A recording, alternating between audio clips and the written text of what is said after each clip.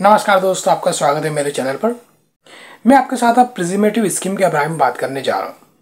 प्रिज्मेटिव scheme है क्या, इसके अंतर्गत लोग ज़्यादातर रिटर्न फाइल क्यों करते हैं और इसमें क्या अपडेट आया है, सारी डिटेल मैं आपको बताऊंगा। और इसमें रिटर्न फाइल करने के साथ हमें क्या क्या चीज़ों का ध्यान रखना पड़ता है। सरकार छोटे व्यापारी और छोटे प्रोफेशनल्स लोगों को राहत देने के लिए गवर्नमेंट ये स्कीम लेकर आई है। इसके अंतर्गत दो सेक्शन हैं, 44AD और 44ADA। 44AD कुछ स्मॉल बिजनेसेस के लिए, जबकि 44AD है वह प्रोफेशनल्स लोगों के लिए, जैसे डॉक्टर्स, वकील इत्यादि। इस स्कीम का सबसे बड़ा फायदा ये होता है कि जो स्मॉल टैक्स पेयर हैं उन्हें कोई अकाउंट्स की बुक मेंटेन करने की जरूरत नहीं है। सैलरीड पर्सन के लिए किसी काम की नहीं है, क्योंकि वो तो सिंपल सा अपना सैलरी वाला रिटर्न फाइल कर सकते हैं। हाँ, अगर कोई सैलरीड पर्सन साथ में कोई बिजनेस भी कर रहा है तो वो 44AD के अंतर्गत अपना बिजनेस और सैलरी दोनों के लिए ITR फाइल कर सकता है।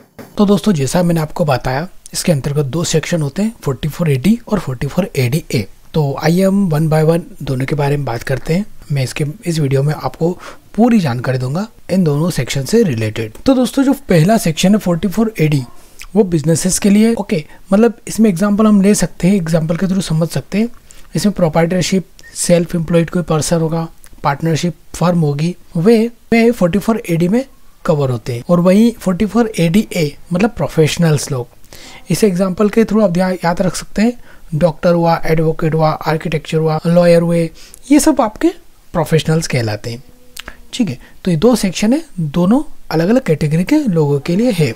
अगर आपका बिजनेस का इनकम है तो आपको 44AD में आपका डिक्लेरेशन देना है, और प्रोफेशनल्स हैं तो आपको 44ADA के अंतर्गत रिटर्न फाइल करना होगा। अब हम बात करते हैं लिमिट की। तो न्यू लिमिट 3 करोड़ कर दी गई है जो बिजनेसेस के लिए, जो कि पहले 2 करोड़ थी। और वहीं प्रोफेशनल्स लोगों के लिए 75 लाख कर दी गई है, जो पहले 50 लाख की थी। अब ये जो लिमिट है वो कब एप्लीकेबल है, खास मुद्दे की बात हमें ये समझना है। ये लिमिट सबके लिए एप्लीकेबल नहीं है। इसका बेनिफिट लेने के लिए आपको टर्नओवर जो रिसिप्ट है वो 95% थ्रू ऑनलाइन मोड होना चाहिए, और केवल 5% आप कैश में दिखा सकते हैं। मैंने इसको समझाने के लिए नीचे एग्जांपल भी लिया है, जिसे आपकी टोटल 2 करोड़ 50 लाख की रिसिप्ट है। अगर हम बिजनेस की बात करें तो टर्नओवर, और प्रोफेशनल की बात करें तो इसे रिसिप्ट बोलते हैं। तो आपकी 95% रिसिप्ट बैंकिंग चैनल के थ्रू होना चाहिए, मतलब चेक से, NEFT, RTGS या UPI किसी भी माध्यम से हो सकता है वो।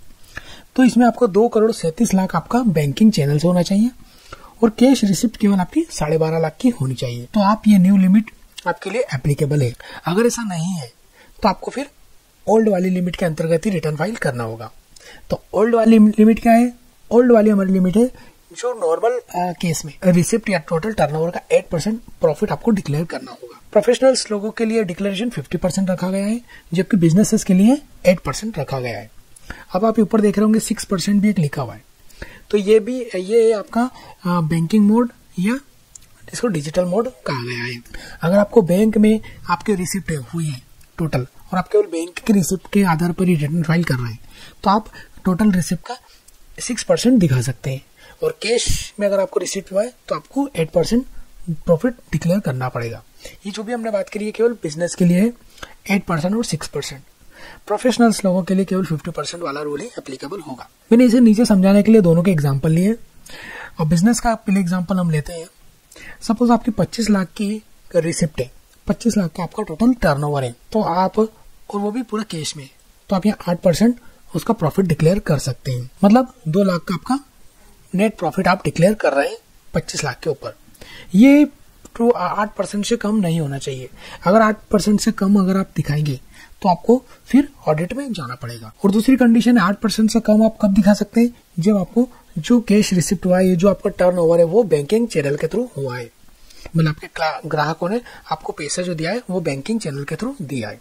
तो आप यहाँ 6% का प्रॉफिट डिक्लेयर कर सकते हैं टर्नओवर का। अगर इससे कम का प्रॉफिट डिक्लेयर करते हैं तो आपको आपकी बुक्स ऑफ अकाउंट मेंटेन करना पड़ेगी, और आपको साथ ही साथ इसका ऑडिट भी करवाना पड़ेगा।